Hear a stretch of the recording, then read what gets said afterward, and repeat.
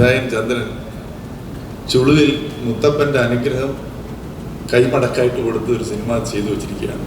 അത് മുത്തപ്പൻ അറിഞ്ഞിട്ടാണോ അറിയാതെയാണോ എന്നുള്ളതാണ് സംശയം.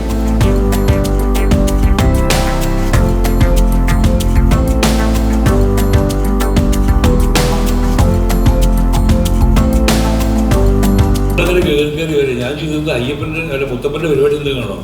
കാരണം മുത്തപ്പൻ്റെ ഒരു അടയാളമായിട്ടൊരു അമ്പ് വന്ന് കറക്കുന്നുണ്ട് അവിടെ, ഒരു തീ പിടിച്ച് കണ്ടു. അതിനുശേഷം വെള്ളം പൊങ്ങാൻ തുടങ്ങി. അപ്പോൾ ഞാൻ തിരിച്ചു പോകുന്ന ഇവർ തോണി വന്നു. ആ തോണിയിൽ കയറിയിട്ടാണ് നമ്മൾ തിരിച്ച് സന്ധ്യയ്ക്ക് അവിടെ എത്തുമ്പോഴത്തേക്കും ശരിക്കും ബേജാറായിട്ടുണ്ട്.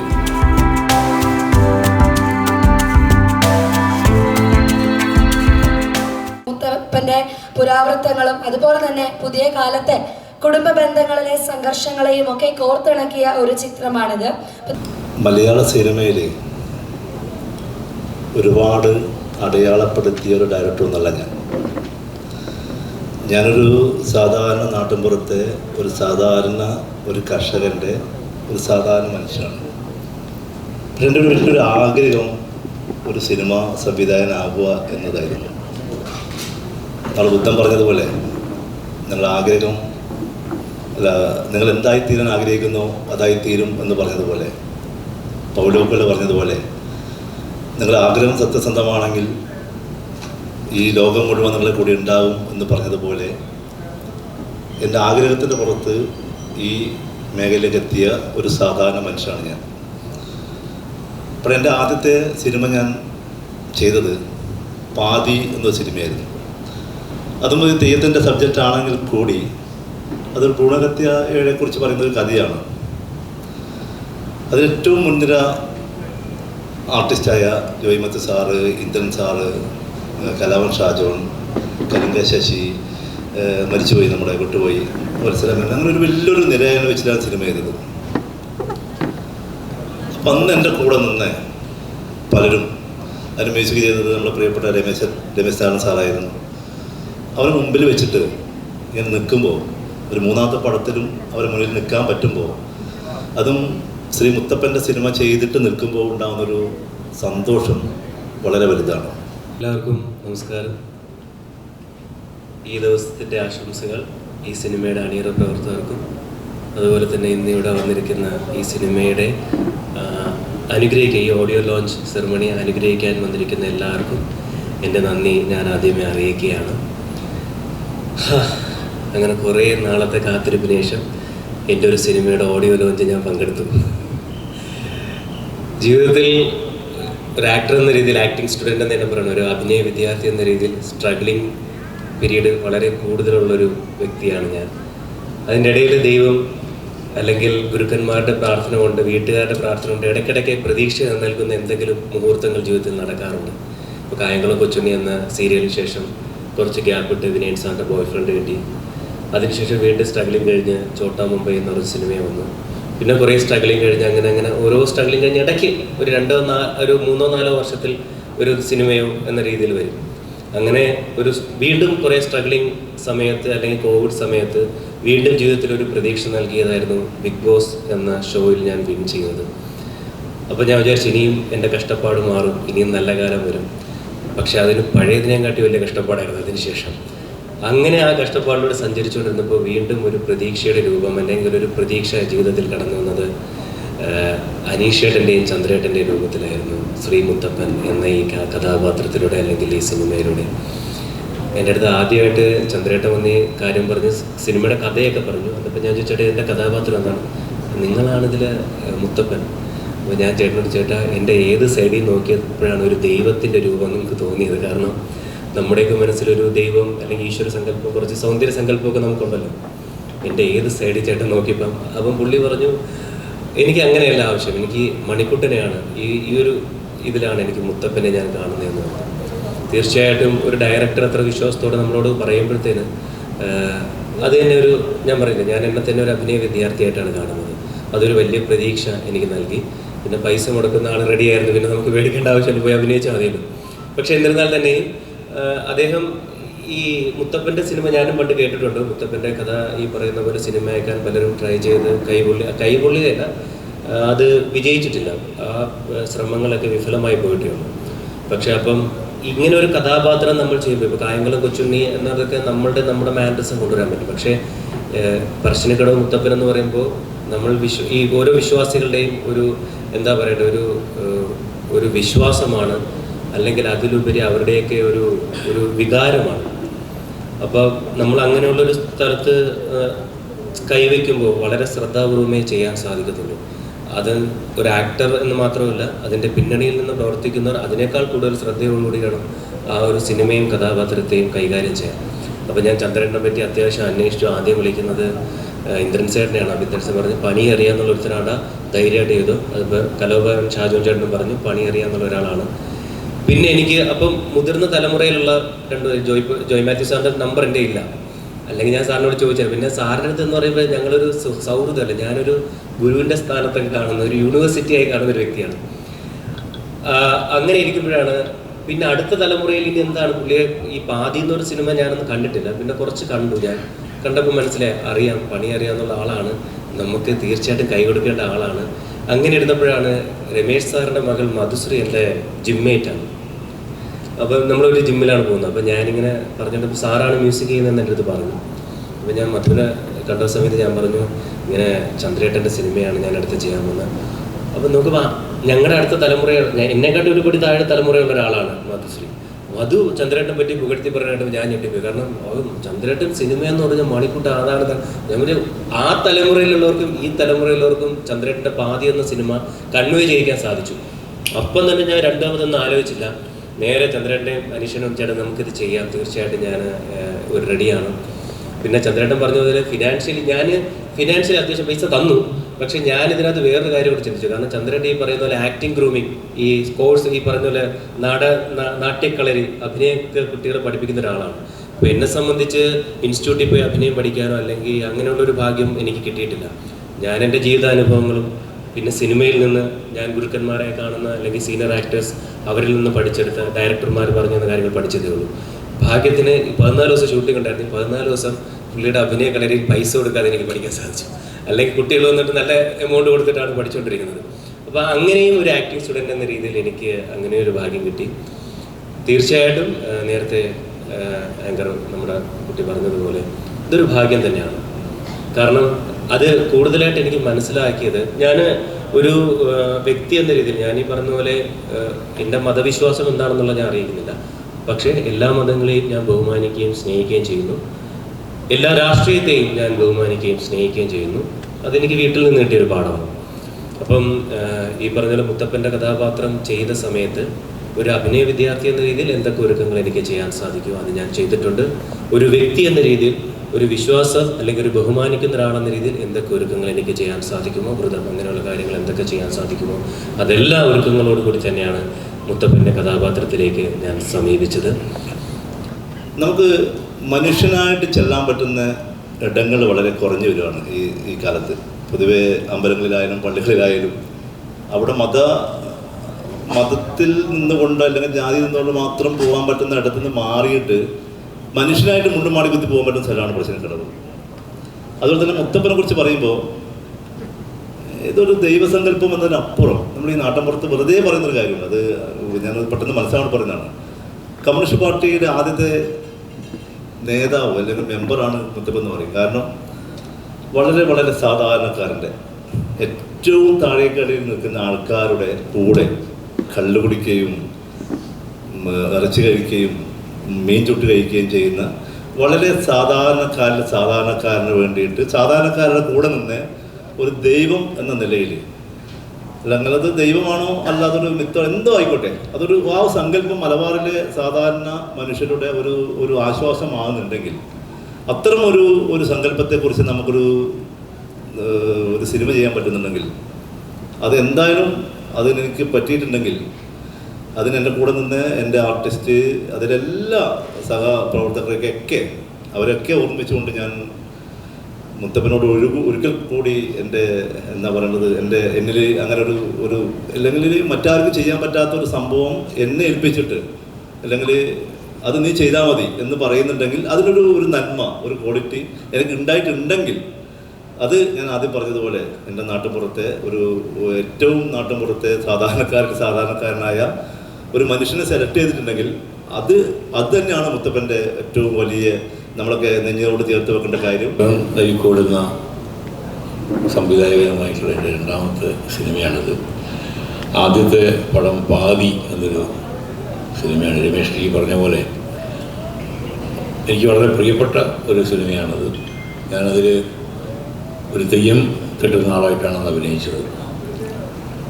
അപ്പോൾ തെയ്യം കെട്ടാൻ പോകുന്ന ഞാനൊരു ക്രിസ്ത്യാനിയാണ് എന്നതുകൊണ്ട് ചില പ്രശ്നങ്ങൾ അവിടെ ഉണ്ടാവും എന്നറിഞ്ഞതുകൊണ്ട് ഇതിന് ഒരു സൊസൈറ്റിയൊക്കെ ഉണ്ട്, ഈ തെയ്യം കലാകാരന്മാരുടെ ഒരു സംഘടനയൊക്കെ ഉണ്ട്. കാരണം റിപ്പബ്ലിക് ദിനം, സ്വാതന്ത്ര്യദിനം തുടങ്ങിയ ദിവസങ്ങളിലൊക്കെ അല്ലെങ്കിൽ ചില കച്ചവട സ്ഥാപനങ്ങളിലൊക്കെ തെയ്യം കെട്ടി ആ വേഷത്തിൽ ആൾക്കാരെ അവതരിപ്പിക്കുന്ന ഒരു രീതി ഉണ്ടായിരുന്നു. അപ്പോൾ തെയ്യം കലാകാരന്മാർ അതിനെ ശക്തിയായി എതിർത്തു. കാരണം ഇതൊരു ദൈവികമായ കലയാണ്, ഇതൊരു ആചാരത്തിൻ്റെ ഭാഗമാണ്, അനുഷ്ഠാനമാണ്.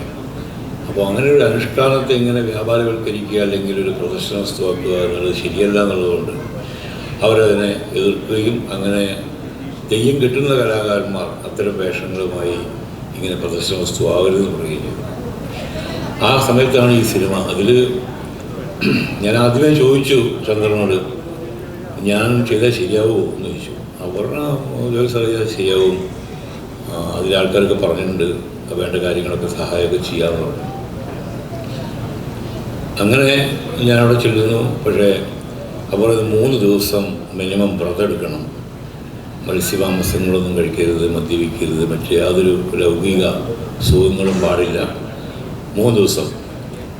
അപ്പോൾ ഞാൻ വിചാരിച്ചു ശരി, ഒരു നല്ല കാര്യത്തിനല്ലേ, 3 ദിവസം അല്ലെങ്കിൽ 30 ദിവസമായാലും നല്ല കാര്യങ്ങൾക്ക് വേണ്ടി നമ്മൾ ചില വ്രതങ്ങളൊക്കെ എടുക്കുന്നത് നല്ലതാണ്.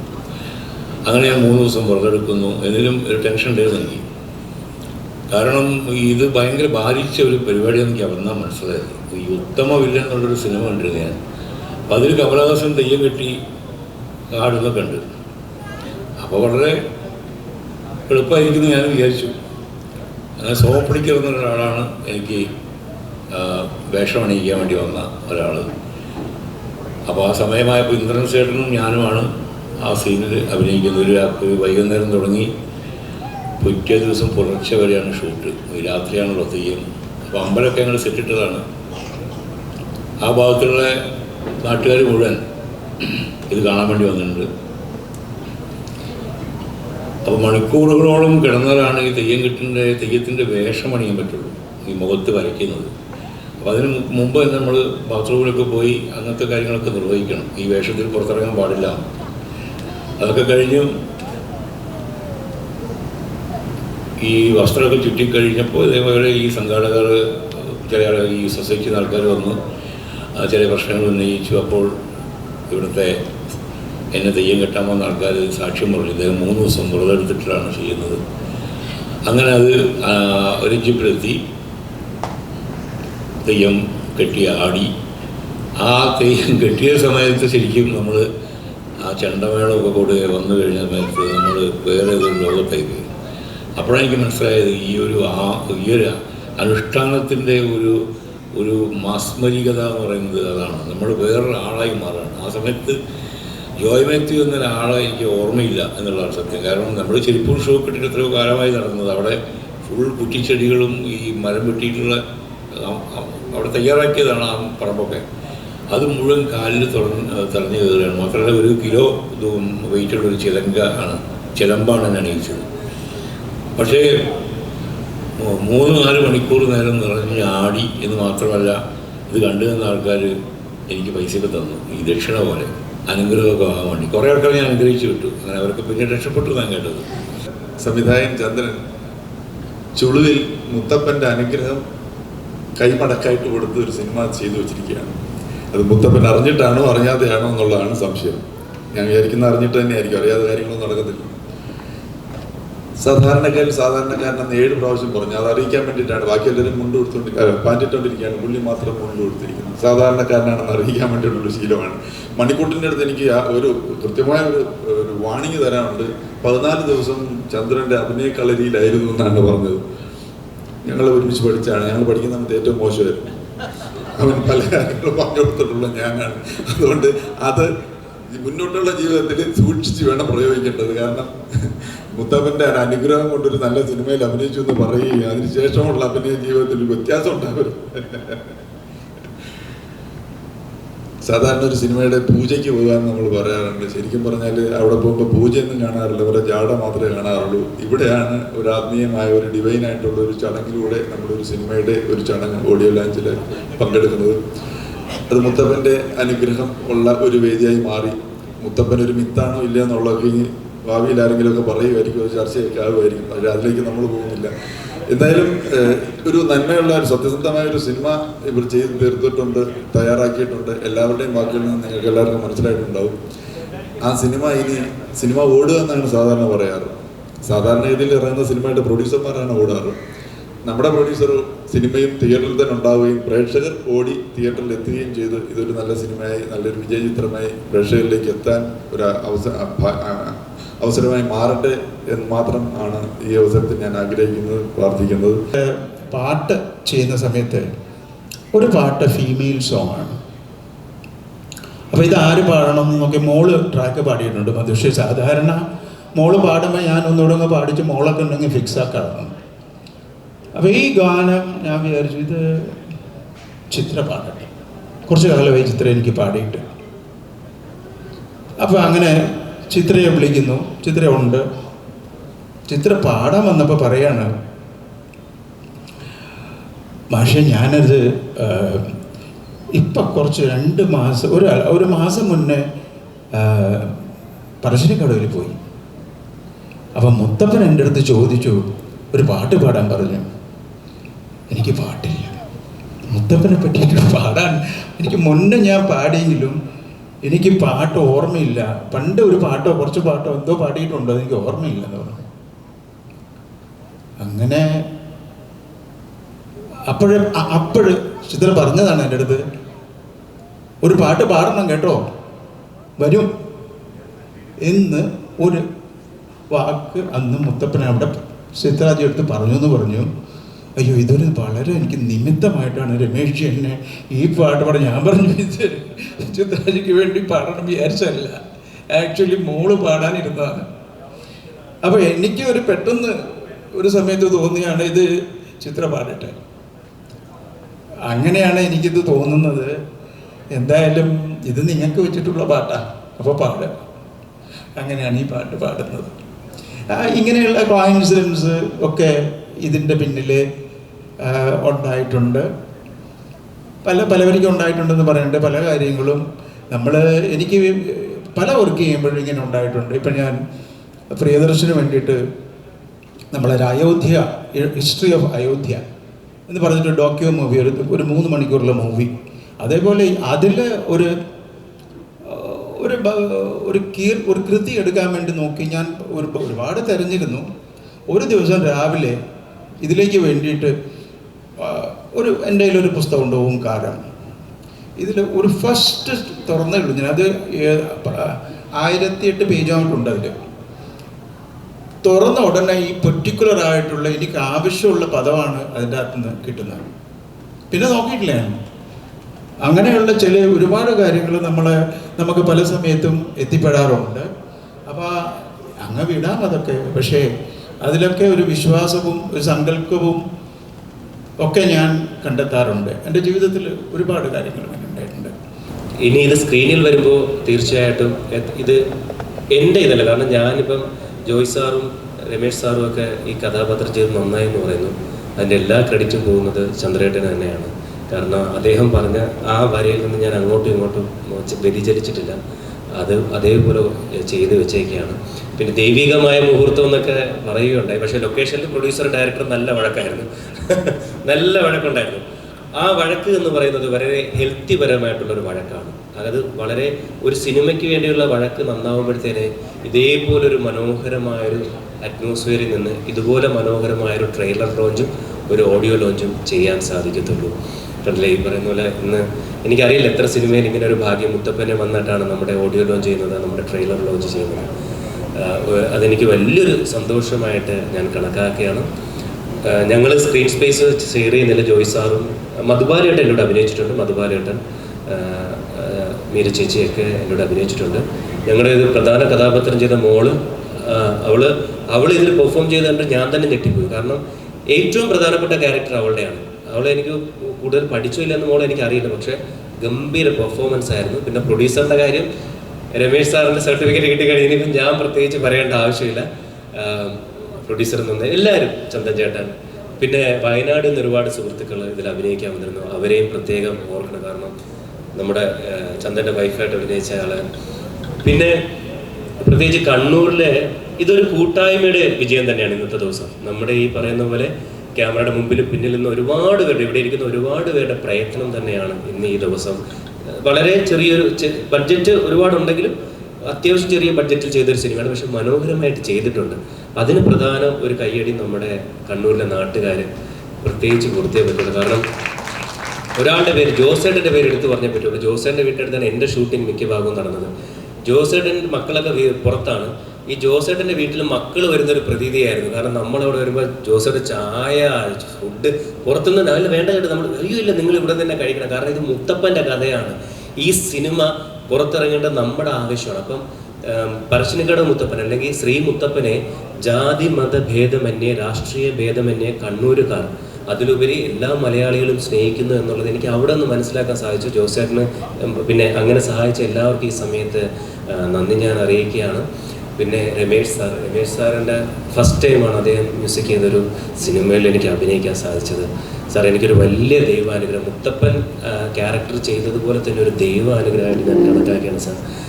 സാറ് നമ്മൾ പറയില്ലേ, നമുക്കൊക്കെ സിനിമയൊക്കെ ഈ കണ്ടു വളരുന്നതൊക്കെ ഇവിടെ ഈ പറയുന്ന ഇതാണ്. അപ്പം എനിക്ക് ഈ പറയുന്ന പോലെ മൊയ്തീൻ ആ പാട്ട് അവാർഡ് കിട്ടിയ സമയത്തൊക്കെ നമ്മൾ ട്രിവാൻഡ്രത്താണ്, സാർ അവിടെ താമസിക്കുകയാണ്, നമുക്കൊരു സന്തോഷമൊക്കെ ആയിരുന്നു. തീർച്ചയായിട്ടും സാറിൻ്റെ ഒരു പ്രസൻസ് എനിക്കൊരു ദൈവാനുഗ്രഹമായിട്ട് ഞാൻ കണക്കാക്കുകയാണ്.